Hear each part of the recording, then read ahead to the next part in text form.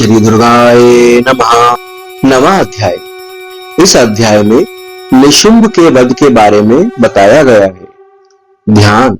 मैं अर्धनारीश्वर के श्री विग्रह की निरंतर शरण लेता हूँ और उसका वर्ण बंदूक पुष्प और सुवर्ण के समान रक्तपीत मिश्रित है। वह अपनी भुजाओं में सुंदर अक्षमाला, पाश, अंकुश और वरद मुद्रा धारण करता है। अर्धचंद्र उसका आभूषण है तथा वह 3 नेत्रों से सुशोभित है। राजा ने कहा, हे भगवान, आपने रक्तबीज के वध से संबंध रखने वाला देवी चरित्र का यह अद्भुत महात्म्य मुझे बतलाया। अब रक्तबीज के मारे जाने पर अत्यंत क्रोध में भरे हुए शुंभ और निशुंभ ने जो कर्म किया उसे मैं सुनना चाहता हूँ। ऋषि कहते हैं, राजन, युद्ध में रक्तबीज तथा अन्य दैत्यों के मारे जाने पर शुंभ और निशुंभ के क्रोध की सीमा न रही। वह अपनी विशाल सेना इस प्रकार मारी जाती देख निशुंभ अमर्ष में भरकर देवी की ओर दौड़ा। उसके साथ असुरों की प्रधान सेना थी। उसके आगे पीछे तथा पार्श्व भाग में बड़े बड़े असुर थे जो क्रोध से ओठ चबाते हुए देवी को मार डालने के लिए आए। महापराक्रमी शुंभ भी अपनी सेना के साथ मातृगणों से युद्ध करके क्रोधवश चंडिका को मारने के लिए आ पहुंचा। तब देवी के साथ शुंभ और निशुंभ का घोर संग्राम छिड़ गया। वे दोनों दैत्य मेघों की भांति बाणों की भयंकर वृष्टि कर रहे थे। उन दोनों के चलाए हुए बाणों को चंडिका ने अपने बाणों के समूह से तुरंत काट डाला और शस्त्र समूहों की वर्षा करके उन दोनों दैत्यपतियों के अंगों में भी चोट पहुंचाई। निशुंभ ने तीखी तलवार और चमकती हुई ढाल लेकर देवी के श्रेष्ठ वाहन सिंह के मस्तक पर प्रहार किया। अपने वाहन को चोट पहुंचने पर देवी ने शूर्प्र नामक बाण से निशुंभ की श्रेष्ठ तलवार तुरंत ही काट डाली और उसकी ढाल को भी, जिसमें 8 चांद जड़े थे, खंड खंड कर दिया। ढाल और तलवार के कट जाने पर उस असुर ने शक्ति चलाई, किंतु सामने आने पर देवी ने चक्र से उसके भी 2 टुकड़े कर दिए। अब तो निशुंभ क्रोध से जल उठा और उस दानव ने देवी को मारने के लिए शूल उठाया, किंतु देवी ने समीप आने पर ही उसे भी मुक्के से मारकर चूर्ण कर दिया। तब उसने गदा घुमाकर चंडी के ऊपर चलाई, परंतु वह भी देवी के त्रिशूल से कटकर भस्म हो गई। तदनंतर दैत्यराज निशुंभ को फरसा हाथ में लेकर आते देख देवी ने बाण समूह से घायल कर धरती पर सुला दिया। उस भयंकर पराक्रमी भाई निशुंभ के धराशायी हो जाने पर शुंभ को बड़ा क्रोध हुआ और अंबिका का वध करने के लिए वह आगे बढ़ा। रथ पर बैठे बैठे ही उत्तम आयुधों से सुशोभित अपनी बड़ी बड़ी 8 अनुपम भुजाओं से समूचे आकाश को ढककर वह अद्भुत शोभा पाने लगा। उसे आते देख देवी ने शंख बजाया और धनुष की प्रत्यंचा का भी अत्यंत दुस्सह शब्द किया। साथ ही अपने घंटे के शब्द से, जो समस्त दैत्य सैनिकों का तेज नष्ट करने वाला था, संपूर्ण दिशाओं को व्याप्त कर दिया। तदनंतर सिंह ने भी अपनी दहाड़ से, जिसे सुनकर बड़े बड़े गजराजों का महान मत दूर हो जाता था, आकाश, पृथ्वी और 10 दिशाओं को गुंजा दिया।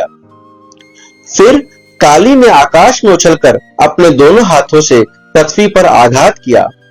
उससे ऐसा भयंकर शब्द हुआ जिससे पहले के सभी शब्द शांत हो गए। तत्पश्चात शिवदूती ने दैत्यों के लिए अमंगलजनक अट्टहास किया।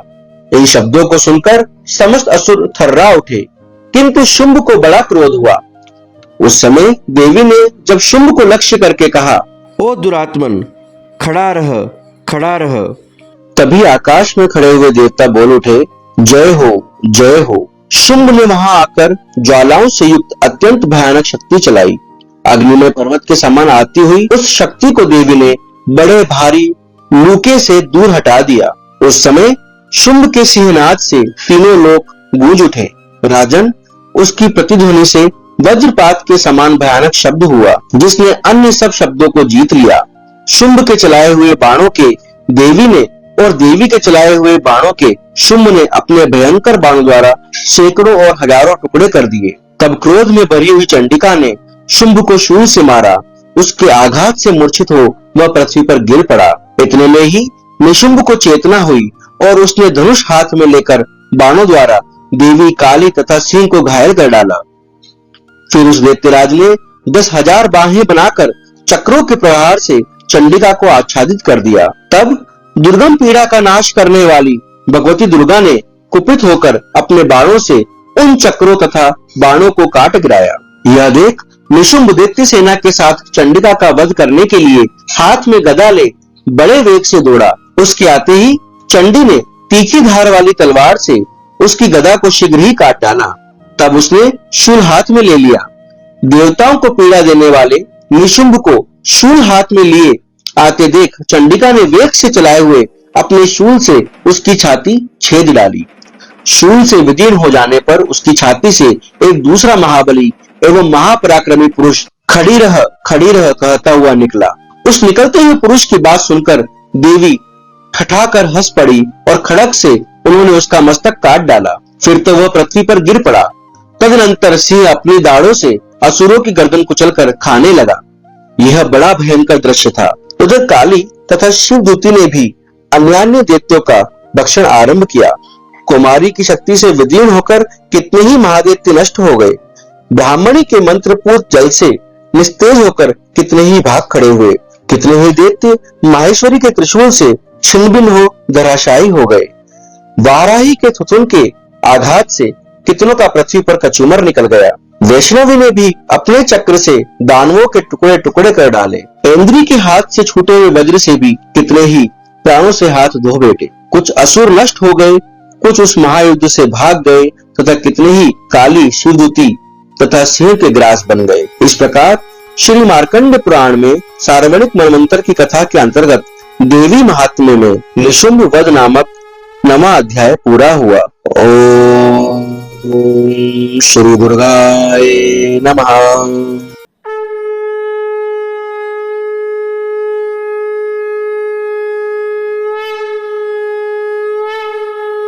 ओम श्री दुर्गाय नमः। 10वां अध्याय। इस अध्याय में शुंभ के वध के बारे में बताया गया है। ध्यान। मैं मस्तक पर अर्धचंद्र धारण करने वाली शिव शक्ति स्वरूपा भगवती कामेश्वरी का हृदय में चिंतन करता हूँ। वे तपाए हुए स्वर्ण के समान सुंदर हैं। सूर्य, चंद्रमा और अग्नि यही तीन उनके नेत्र हैं तथा वे अपने मनोहर हाथों में धनुष, बाण, अंकुश, पाश और शूल धारण किए हुए हैं। ऋषि कहते हैं, राजन, अपने प्राणों के समान प्यारे भाई निशुंभ को मारा गया देख तथा सारी सेना का संहार होता जान शुंभ ने कुपित होकर कहा, दुष्ट दुर्गे, तू बल के अभिमान में आकर झूठ मूठ का घमंड ना दिखा। तू बड़ी मानिनी बनी हुई है, किंतु दूसरी स्त्रियों के बल का सहारा लेकर लड़ती है। देवी बोली, ओ दुष्ट, मैं अकेली ही हूँ। इस संसार में मेरे सिवा दूसरी कौन है? देख, ये मेरी ही विभूतियां हैं, अतः मुझ में ही प्रवेश कर रही है। तदनंतर ब्राह्मणी आदि समस्त देवियां अंबिका देवी के शरीर में लीन हो गई। उस समय केवल अंबिका देवी ही रह गई। देवी बोली, मैं अपनी ऐश्वर्य शक्ति से अनेक रूपों में यहाँ उपस्थित हुई थी। उन सब रूपों को मैंने समेट लिया है। अब अकेली ही युद्ध में खड़ी हूँ, तुम भी स्थिर हो जाओ। ऋषि कहते हैं, तदनंतर देवी और शुंभ दोनों में सब देवताओं तथा दानवों के देखते देखते भयंकर युद्ध छिड़ गया।